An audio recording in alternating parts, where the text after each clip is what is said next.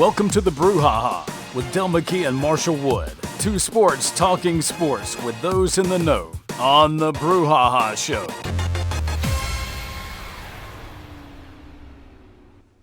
Good evening, everyone, and welcome to the Brouhaha studio here at WABO Radio 105.5. Marshall Wood with Dale McKee to talk a little sports.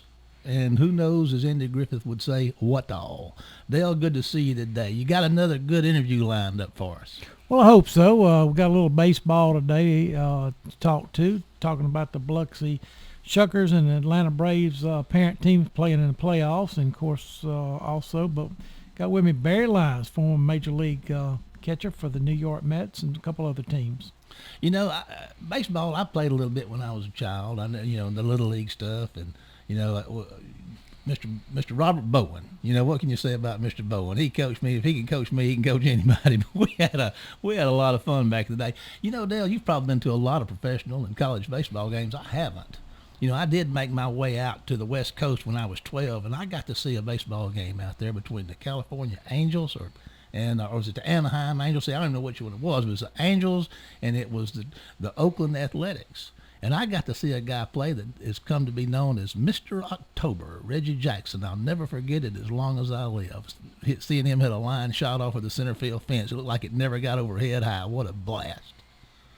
Yes, and they've been called a lot over the years. They were called the Los Angeles Angels and then California Angels, and I think now they're maybe the Anaheim Angels or California Angels are one of them. I got to see Mr. Jackson too, and Mr. October, as they call him. I saw him hit a home run to win a ball game in New York City one night. New York City is. Yep. Traveled to New York, wanted to go and watch a weekend series, and he obliged me, and he had a home run, and that was during their heyday. They had just. I think they'd just come off a World Series, went over the Dodgers, and was going to go on. I think they won the World Series that year also, that I was, had the pleasure of watching them play up there. I saw them weekend series against the Baltimore Orioles. You in New York and myself in Los Angeles. Talk about country gone to town. I mean, anybody can do it, can't they, Dale? They sure can. They sure can. I had a chance to see one college baseball game in my life. And it just so happened to be this year that K-Dog Kenny Odom took me up there to Stark Vegas to get to watch the Bulldogs and the Notre Dame play. And I'm telling you what, that place up there, when it comes to college baseball, I've never been. I don't have anything to compare it to, but if it gets any better than that, I don't know if I could stand it. I don't think you can compare that than you would with anything. We've got some really good baseball in Mississippi, and Barry will get into that with the interview with him. Well, I'll tell you what we're going to do. We're going to get right to Barry, but first we're going to take a break to hear from some of our sponsors, and we'll be back with Barry Lyons after this commercial break. Phillips Building Supply in Laurel, your hometown building supply store since 1954. We are locally owned and pride ourselves on helping our customers find exactly what they need. From foundations to roofs to doors and windows, Phillips has it. For tools, hardware, lumber, and plywood, visit Phillips Building Supply. Do you have any roof damage or missing shingles? Do you need a roof inspection to ensure your roof is functioning properly? Look no further than the roofing specialist Jackson Brothers Construction Services. We are here to service you with affordable prices, amazing customer service, and quality work you'll be proud of. Call us today at 251-295-6442. The Jackson Brothers Construction Services. They'll do you right. You heard it here first. Welcome to the show, Barry Lyons. How you doing, Barry? I'm great, Dale. Good to be on with you, my friend. Hey, great. You ready to talk a little baseball today with me? Let's do it. That's All right. My favorite subject. Oh, great. You and you're going to join Marshall Wood with me, and we'll just go on and just see what we can do here today. All right.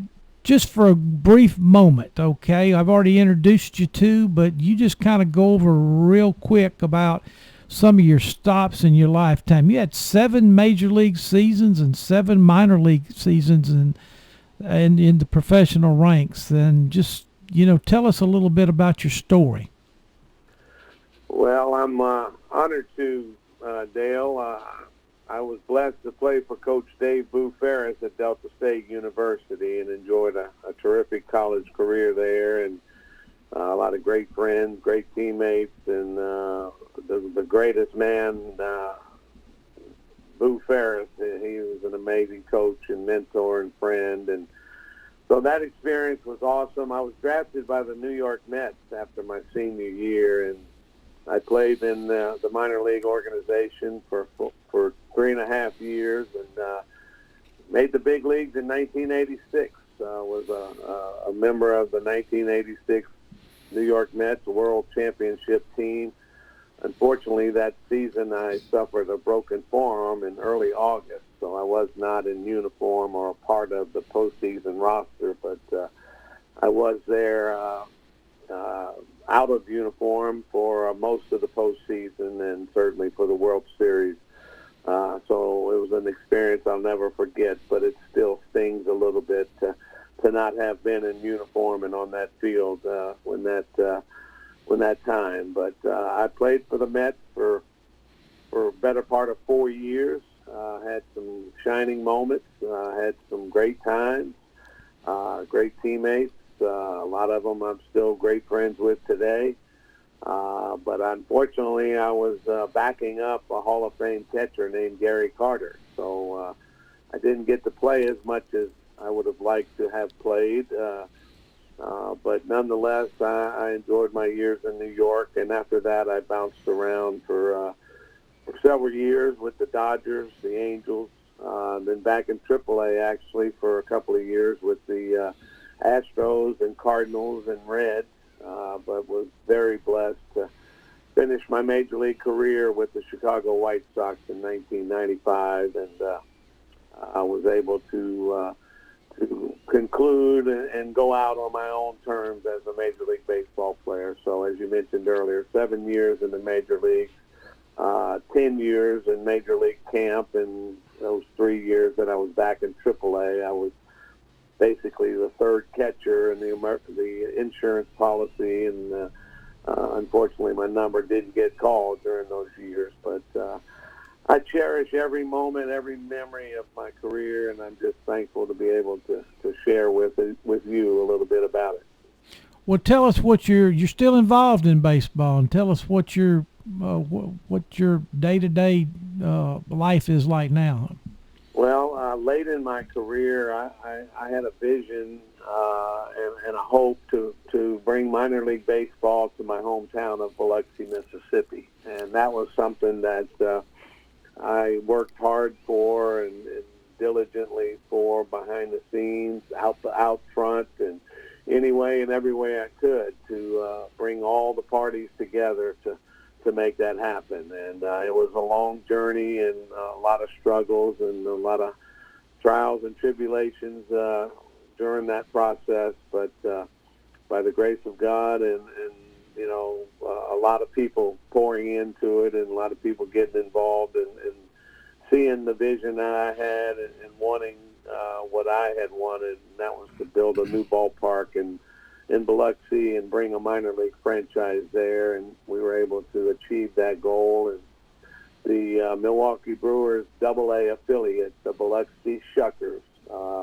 just finished our 6th season of AA baseball here in Biloxi, and I'm the ambassador for the team. I do a lot of community stuff, broadcasting, do a lot of interviews for both social media and for television, and just very involved in the day-to-day home games only. I don't travel. I'm not a full-time member of the staff, but I love my role. I love being at the ballpark every night when the team is home. I love being a part of minor league baseball and not having to travel. I've done that, been there. I've rode buses all over this country and several other countries, pursuing my dream and enjoying this game. But I like the tranquility and the ability to sleep in my own bed and to be in my hometown and to still have professional baseball huge part of my life, but the traveling I don't have to do anymore, and I'm thankful for that. Well, thank you for catching up and telling us currently what you're doing. So now we got a unique a week here. We're in the middle of the Major League playoffs, and what's unique now, the Mississippi Braves parents team, the Atlanta Braves, are playing the Biloxi Shuckers parent team in the National League playoffs. So what's your take on those two teams? Well, that's exciting. I've seen some of the premier players on both teams playing right here, both at Trustmark Park in Pearl and also at MGM Park here in Biloxi. The Braves are up 3-0 as we speak, unless something changed since I moved upstairs to my office here. But the Brewers pitching staff, I'd say 8 out of their top 10 or 11 pitchers all pitched here in Biloxi. Brandon Woodruff from Mississippi State, who's one of their aces, Corbin Burns, Freddie Peralta, who pitched for him today. There's 2 closers, Josh Hader and Devin Williams, who unfortunately is injured. Hauser, go down the list. All these guys played at least part of a season, if not a whole season here, and a couple of them were Double-A pitchers of the year for the Southern League, and they've done nothing but excel at the big league level. So they've been front and center for the Brewers, and then when you look at Austin Riley from North Mississippi, from South Haven, what a great season he's had, the third baseman for the Braves. He was in with the Mississippi Braves a few years ago, and then Dansby Swanson and Albies were both there at the same time. Ian Anderson, who pitched today for the Braves, several of their pitchers. So seeing these guys on TV, seeing these guys performing in the postseason after having watched them play here at the Double-A level, it's what it's all about. And it's so exciting.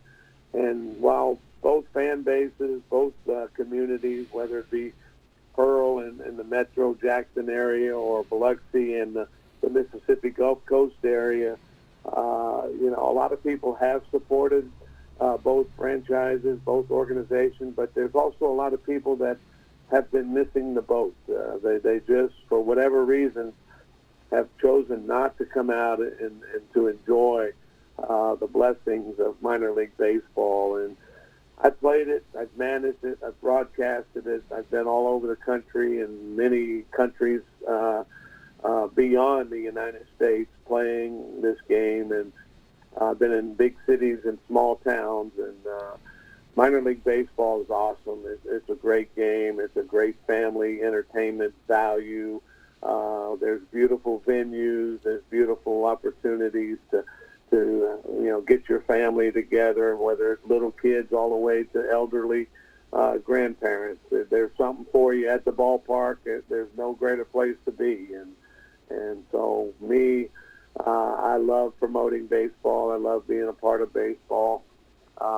It's been a huge part of my life, obviously, and to see those guys that have played both at Pearl for the Mississippi Braves and here for the Biloxi Shuckers, it's awesome to watch them competing at the big league level.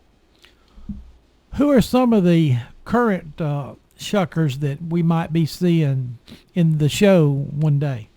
Well, we had didn't have the best year that we've had this year. The talent level was a little less than what it's been in previous years, but Ethan Small, the left-handed pitcher, number 1 draft pick out of Mississippi State 2 years ago, he played here the first half of the year and was awesome. I mean, he excelled. He got called up to AAA about halfway point in the season. Continued to pitch well. He was the Brewers minor league pitcher of the year. He is a left-handed guy that doesn't blow up the radar gun but knows how to pitch. And I've had various conversations with scouts and coaches and friends in the game about him, and I believe he's going to be a big league pitcher and be a quality big league pitcher. But because he doesn't throw 95 or 97 miles an hour, there are those that have doubts. But he's pitched very well, and he's probably the number one guy that I've seen. We had a catcher, Peyton Henry, that was a part of a trade with the Miami Marlins, and he got to the big leagues this year after starting the year here for the Shuckers, and then have a fine young shortstop, Durang, that got called up to AAA late in the year. Those three guys were the top prospects, if you will, in my mind, and certainly were rated highly throughout baseball. So those guys I look to be big leaguers, and one of them already is, and the other two are knocking on the door. But we've had a wealth of pitching talent here since day one. Position player-wise, Orlando Arcia, who was a shortstop for the Brewers. He was the shortstop here and player of the year the very first year the Shuckers existed in 2015. And now he's actually with the Braves as an outfielder. So there are some position players in the big league level that played here for the Shuckers, but more so that there's predominantly a good bit of really outstanding pitchers that pitched here that are making their mark at the big league level. Well, who do you think are the two best teams, one in the American League and one in the National League, that you might think going to end up in the World Series?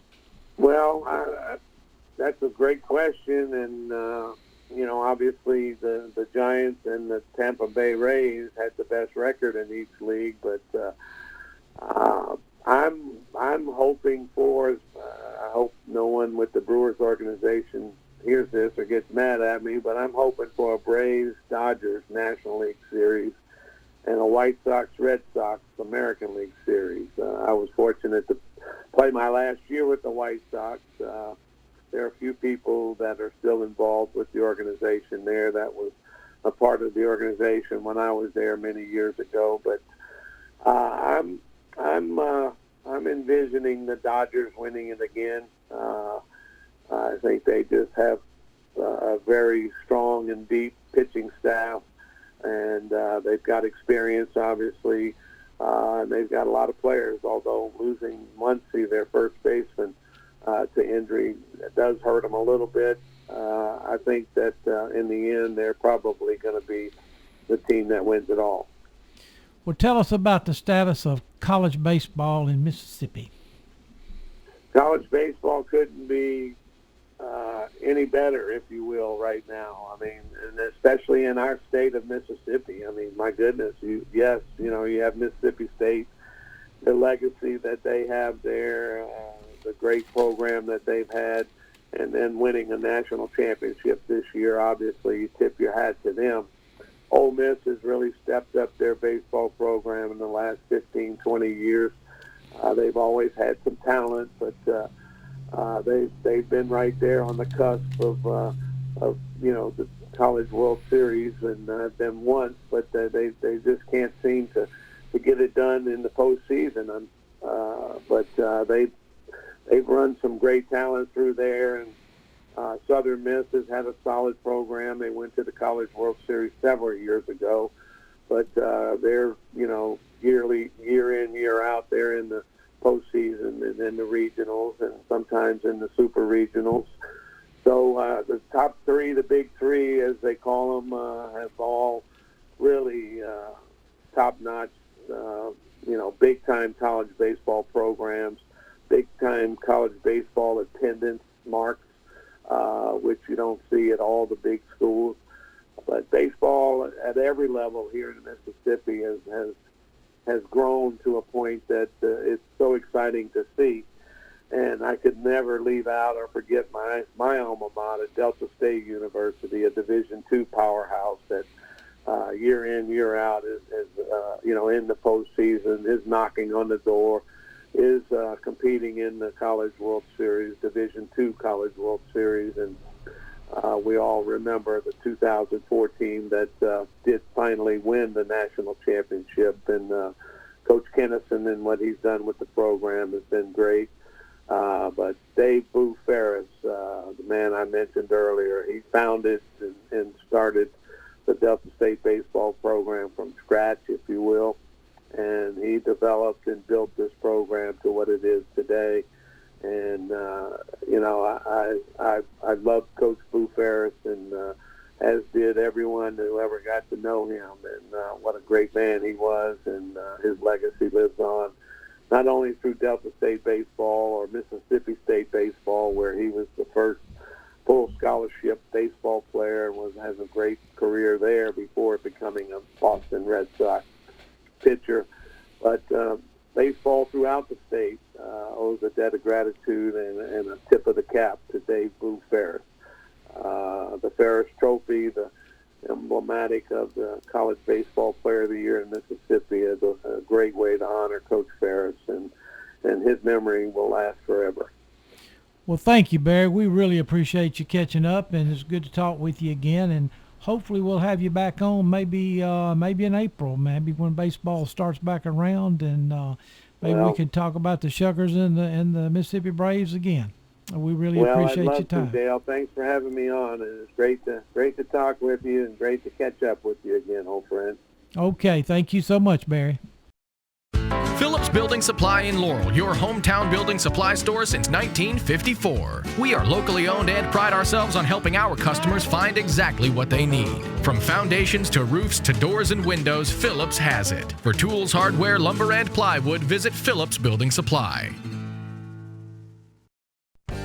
Do you have any roof damage or missing shingles? Do you need a roof inspection to ensure your roof is functioning properly? Look no further than the roofing specialist Jackson Brothers Construction Services. We are here to service you with affordable prices, amazing customer service, and quality work you'll be proud of. Call us today at 251-295-6442. The Jackson Brothers Construction Services.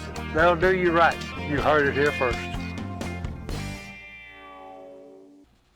Welcome back, everybody. And Dale, I'll tell you what, that was you've done it. I get like a broken record. All I can say is you've done it again. You've done it again. You've done it again. But you keep doing it again. What a great interview. What a great piece of Mississippi sports history there. Well, all winning streaks end. Just ask Alabama. Well, more now. Yeah, I guess they do. But you know what? I was thinking that was quite a game. I had an opportunity to watch that myself. And I like Alabama. I do. I'm they're a team that really represents the South and the SEC so well year in and year out. And, it would be tough. I'm not what you call a diehard Alabama fan because my allegiance is a lot of Mississippi. But, to win all the time, it's tough on an Alabama fan when they lose. I mean, I'm not making fun now. I'm just telling you the truth. This got to be terrible. I can remember when the War Eagles here at Wayne County won a bunch of games. You get beat, losing one. When you're winning all the time, man, a loss just seems worse than anything in the world. Yeah, it's hard to recover from a loss. It's like you want to go out and play again the next day. Where a win, you just don't enjoy as much. The wins, well, we expected to win. It lasts about 3 or 4 minutes, and you're happy. And then you go on to the next week, and it's, and then if you lose, it's like, oh my goodness, and you just, it just lingers and lingers and lingers until the next game. Well, they say the cliche that goes with that. Well, they needed that. They needed that. I'm not talking about Alabama. Anytime a great team or a team on a run loses, that's going to serve them well. Sometimes it does, and sometimes it takes the wind out of your sails. It could go either way. Well, my take on it is I think it overall, and Alabama fans may not agree, I think it's good for the SEC.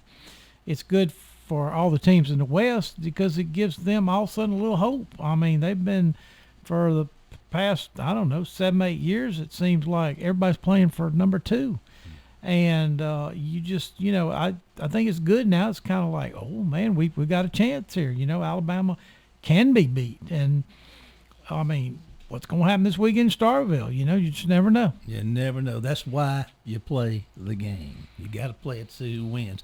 I want to do just a little flashback right here for a moment. I want to give a shout out to my folks, and there are some up there that might be listening in Chattanooga and Atlanta area that I went to high school with at a school called Baylor School in Chattanooga, Tennessee, and it was my 45th high school reunion this past Friday and Saturday night up there, and I wasn't able to go because I do the play-by-play for the War Eagles, and I wouldn't miss that for the world. But I'm sad to report that my old Baylor school boys have lost to their big rival last week, Macaulay there in Chattanooga, 20-28. So all you guys that might be out there, wish I could have been there, but maybe we'll get them next time. There you go. There's always next week. Always Well, now, next week. did you call a football game this week? You know what? I did try. Me calling a ball game. Let's just say I always try to call a ball game, and I can tell you one thing. I told Coach Hankins after that football game when I was talking to him, I said, I don't know, a whole lot about anything, but I can promise you this: anybody was listening to that broadcast in the last minute or 2 minutes. Probably got some sore ears, because I believe I was screaming into that microphone as loud as I could, and it was for nothing, because when they started that overtime. We've only been in a couple of overtimes at Wayne County in the last 20 years or so that I've been fooling with this thing, and Kenny and I really didn't know the rules. We saw them set up on the 10. That kind of qualified some things or clarified some things from us. But as it went down as it did, when Wayne County took that ball away from Brookhaven on their first possession, their first play of overtime, and ran that thing back, we called it live. And I tell you what, we may have added a lot of confusion to everything, but it all clarified in the end when the War Eagles got the ball and Mr. Isaiah Boyd fought his way into the end zone to seal that victory and get another win in the column for the War Eagles. They're having a good year. Well, I had a little advantage over you. I was in the end zone when it was happening, and there was whistles blowing when the fumble occurred, which kills the thing, but who could have heard them? You had to be right there, because I'm going to tell you what, that's the loudest I've heard that stadium in 5 or 6 years. We couldn't really pick that up from the press box too much, but I know there's some things happening. I noticed tents down in the end zone this past Friday night, and that was just brought back a flare from the past. The Jugheads are getting ready to go, and Thank you, Jugheads. Thank you, Jugheads. Come back, please. Yeah, we love the Jugheads, and I remember when Shane Cooley sent me a message and said, his uncle, Tom Bug, we call him, was real instrumental in starting that thing back in the day. And he said, what do you think Coach Hankins would think about the Jugheads, So I asked him, I told Coach Hankins about it. He said, Jughead? What's a Jughead? So I had to explain that to him. He said, shake them up, let them go. Shake them up and let them go. Make some noise. And it was a special treat. So get a jug, fill it full of rocks, and come to the next Wayne County High School War Eagle football game. Yeah, I think the people were, even from the visiting school, Brookhaven, were just really, they just really, I think, enjoyed the atmosphere of the Wayne County fans. It's really something special, and it's getting there again, and I'm excited. I think the community's excited, and we get to travel across the state of Mississippi, Friday night and go to Natchez. That's going to be a tough pull, a long way over there and a long way back, but be interesting to see how we fare against the Bulldogs over on the banks of the Mississippi River this Friday night. 84 is a very scenic route, like Route 66. Yeah, there's a lot to see, lots of trees, deer, that kind of thing. I was reading your article, Dale, and we posted your article on our Facebook page, the Brouhaha, on Facebook, of course, and I always enjoy reading it. And I noticed something this past, in the latest edition, you were talking about, gave mention to a name of a school that played Millsaps, Barry College, over in Mount Berry, Georgia. And when I read that, man, it brought back a lot of memories to me. Barry College. Have you ever been there, Dale? Do you know where it is? No, sir.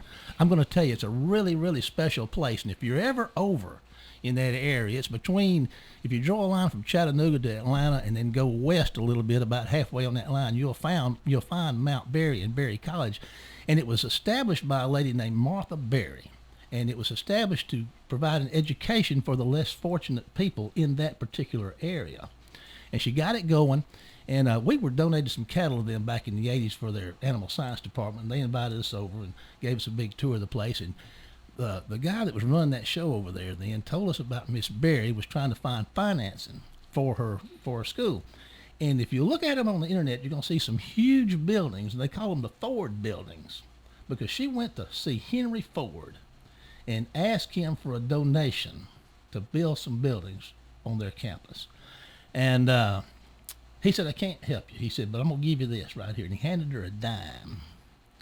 And so she took that dime back to Mount Berry and planted peanuts with as many seeds as she could buy. And she took the return from those peanuts and went back the following year to see Mr. Ford and said, this is a return on your investment. Now, will you build us some buildings? He said, I sure will. And he said, matter of fact, I'm going to have my architects draw up the plans, because what you've got here, she had some plans with us that won't do. Just a great story, and just a great thing to see. If you're ever over there, man, they'll show you around that campus, and it is really something to see. That is a fascinating story. It truly is. Just a great woman who dedicated her life to education and made it happen. Martha Berry. What else is going on, Dale? Well, not much. We've got the baseball playoffs right now going on. We've got some college football. We've got Mississippi State hosting Alabama this week. We've got the Ole Miss Rebels going up to Tennessee. And that ought to be an interesting game. I wonder how they're going to welcome Coach Lane Kiffin back into the fold up there. It could be interesting. That could be interesting. I mean, both games, you wonder about if Ole Miss, has got enough energy left from the Alabama and Arkansas game. And Tennessee's scoring a lot of points, and I'm sure they're really, really happy to see the Ole Miss defenses pull up to the stadium. And also, it's intriguing about the Alabama game. Alabama, of course, I'm like you. You've got to respect University of Alabama football. You got to respect Nick Saban. I mean, we talk about winning streaks and this and that. Do you know how hard it is to get a winning streak? And to have, they hadn't been beat since the Iron Bowl in 2019. And, of course, Jimbo Fisher was the A&M coach. He's the first assistant coach under Nick Saban to ever beat Nick Saban. And that tells a lot about it, too. So I think it's going to be a great weekend. The Saints didn't look that great, but they won, so they get a little open date. But, and just telling you about the Saints, Sean Payton and Jameis Winston are in the early stages of a relationship as far as quarterback and coach. And it's just going to take some time, and people are going to have to be, I guess, I don't know a word. I'm not going to use the word chance because we use that too much, but you're going to have to give the young man a chance to try to perform at that level, whether he can do it or not. He does have a tendency to throw the ball to the wrong team sometime, but I think he brings some things to the thing, like we were told earlier in the year when we had our Saints report that he's got a little stronger arm than Drew right now, and so Saints fans are just gonna have to just kind of be patient.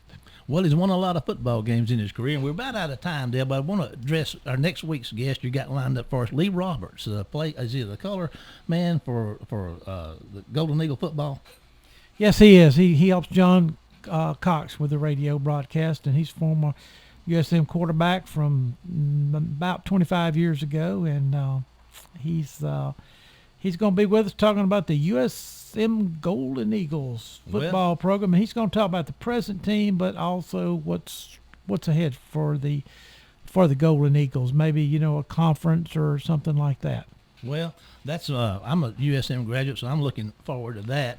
I'm afraid that about does all the time. Do follow us though. I'll remind you once again on Facebook at the Brouhaha. You'll find Dale's columns there. You'll find them very interesting, and it looks like the clock is about to expire on tonight's edition of the Brouhaha. Be sure to check with us again on Facebook. Can't say it enough.